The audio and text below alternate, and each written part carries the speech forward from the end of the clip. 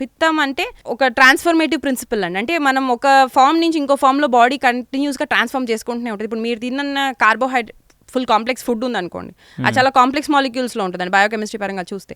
అది దాని సింప్లర్ ఫామ్లో వరకు ట్రాన్స్ఫర్ అవ్వాలి, దాన్ని మనం మెటబాలిజం అన్నాం.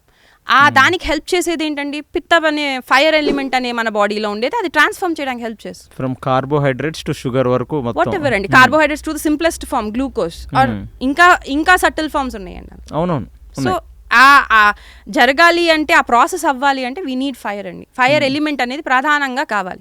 ఆ ట్రాన్స్ఫర్మేటివ్ ప్రిన్సిపల్లో కనుక ఎప్పుడైతే మనం ప్రాబ్లం ఉంటుందో అప్పుడు మనకి ఆ ట్రాన్స్ఫర్మేషన్ కంప్లీట్ అవ్వదు. ఈ ఫైర్ ఏదో ఒక చోట ఉంటుంది అలా ఉండదండి. దీని గురించి మళ్ళీ అదే అండి, ఇది మొత్తం కంప్లీట్ పిత్తం గురించి మాట్లాడుకుంటాం. మనం దానికి నెక్స్ట్ వెళ్దాం. సో నా బేసిక్ నేచర్ ఏంటి? పిత్త కఫ అండి. నాది బేసిక్ అది ఉండాలి. అందులో నా పిత్త ఎగ్రివేట్ అయింది, మీ పిత్త ఎగ్రివేట్ అయ్యి దూషితమైంది, దాంతో అది కరెక్ట్ వేలో ట్రాన్స్ఫార్మ్ చేయట్లేదు.